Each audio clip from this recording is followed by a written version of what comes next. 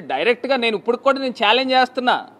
ఒకవేళ మీలో ఏమన్నా ఒక చీము నెత్రు ఇలాంటివి ఏమన్నా ఉంటే రాజీనామా చేసి డైరెక్ట్గా పేపర్ బ్యాలెట్ దాంట్లో పోటీకి రండి, నేను సిద్ధంగా ఉన్నాం.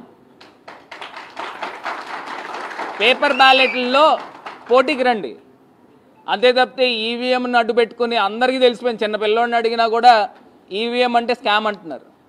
మళ్ళీ ఏదో చోటా మోటా నాయకులతో మళ్ళీ ప్రెస్ మీట్లు పెట్టించి వాళ్ళు చెప్తున్నారు నేను తీసుకొచ్చి ఒక్కొక్కరిని చైర్మన్లు చేశాను. వాళ్ళు నన్ను అడుగుతున్నారు కార్పొరేటర్. నేను చైర్మన్లు చేశాను, బోల్డ్ మంది స్టేట్ డైరెక్టర్లు వేసాము. అసలు అవినీతి అనేది ఆ మరక అనేదే లేదు. ఈ రకంగా కార్యక్రమాలు చేస్తూ ఉన్నాం. పొద్దున్న లెగిస్తే డెవలప్మెంట్ డెవలప్మెంట్ డెవలప్మెంట్ అనే ఒక ఎజెండాతో ముందుకు వెళ్తున్నాం. గతంలో ఆ రకమైన కార్యక్రమాలు చేసాం. ఇప్పుడు అవన్నీ పక్కన పెట్టేశారు. నేను డెవలప్మెంట్ డెవలప్మెంట్ అంటే ఇప్పుడు వచ్చిన వాళ్ళేమో కలెక్షన్ కలెక్షన్ కలెక్షన్ అనే ఎజెండాతో వీళ్ళు వెళ్తున్నారు. ఇది ఒక్కటే నేను చెప్పిన 3-4 అంశాలు చెప్పాను. ఇవి కాకుండా టౌన్ ప్లానింగ్ ఎక్కడైనా ఏ బిల్డింగ్లో అయినా కడతా ఉంటే ఆ బిల్డింగ్ల దగ్గరికి డైరెక్ట్గా ఆఫీసర్లు పంపించేసి ఆఫీసర్ల ద్వారా కలెక్షన్ చేస్తున్నారు. అయ్యా మున్సిపల్ కమిషనర్ గారు, ఇవన్నీ మీరు కూడా రాజమండ్రి వచ్చి 3-4 నెలలు 5 నెలల పైన అయిపోయింది.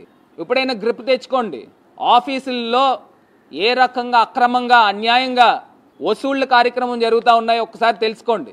ఇది కాకుండా ఇంకొకటి కూడా చెప్తున్నా, ఏదైతే డంప్ యార్డ్ దగ్గర ఆ డంప్ యార్డ్ దగ్గర కాంట్రాక్టర్ని మనం చెప్తా ఉన్నారు 2 కోట్ల రూపాయలు అడిగాడంట, లేకపోతే నీ కాంట్రాక్ట్ రద్దు చేస్తామని. మరి ఈ రకంగా కార్యక్రమాలు జరుగుతున్నాయి.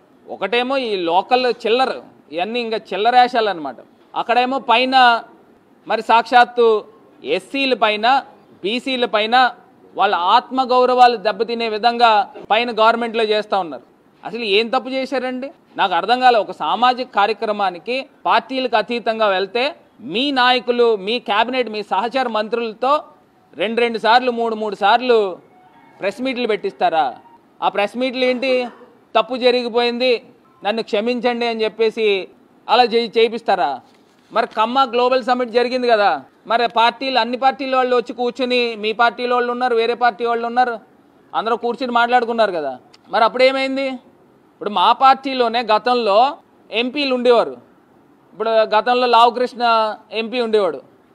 ఈయన గల్లా జయదేవ్తోనూ అదేవిధంగా రామ్మోహన్ నాయుడుతోనూ వీళ్ళందరితోనూ కలిసి తిరిగేవారు మా పార్టీలోనే. మరి అప్పుడు మీకు కనిపించలేదా?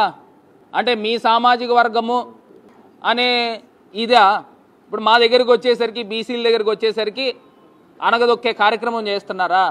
ఒక్కసారి మొత్తం బీసీ లోకమంతా కూడా ఒక్కసారి మేల్కొనండి. గతంలో జగన్మోహన్ రెడ్డి గారు ఎంత ప్రాధాన్యత ఇచ్చేవారు, బీసీలకు, ఎస్సీలకు, ఎస్టీలకు ఏ రకమైన గౌరవం ఇచ్చేవారు. ఇక్కడ లోకల్గానే చూడండి. ఇప్పుడు ఆయన బొడ్డు అతనికేమో తీసుకొచ్చి రుడా చైర్మన్ వేశారు. అదేవిధంగా మాజీ ఎమ్మెల్యే, రాజానగరం ఎమ్మెల్యే వెంకటేష్ గారికి ఏమో క్యాబినెట్ హోదా చైర్మన్ వేశారు. మళ్ళీ బీసీల దగ్గరకు వచ్చేసరికి డైరెక్టర్లు. అసలు మీరు ఒక స్థాయిలో ఉన్నవాళ్ళు డైరెక్టర్లు ఎందుకు తీసుకోవాలా?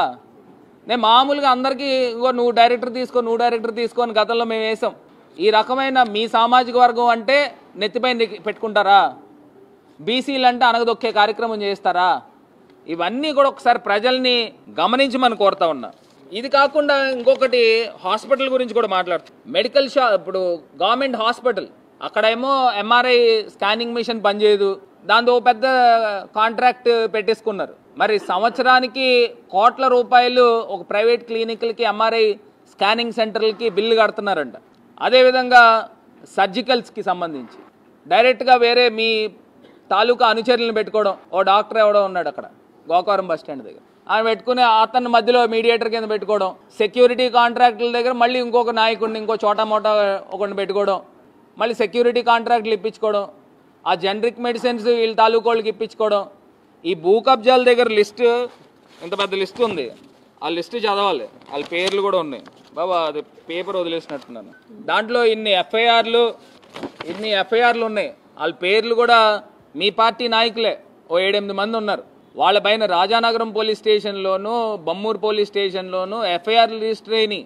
మళ్ళీ మీకు కూడా తిరుగుతున్నారు వెనకాతల. మళ్ళీ అందులో ఒకటికి తీసుకెళ్ళి గవర్నమెంట్ హాస్పిటల్ అడ్వైజరీ కమిటీలో వేసాడండి. మళ్ళీ భూ కబ్జాలు ఎక్కువైపోయినాయి అని మళ్ళీ తీస్తారండి. ఆ కుర్రోడి పేరు ఏదో ఉంది.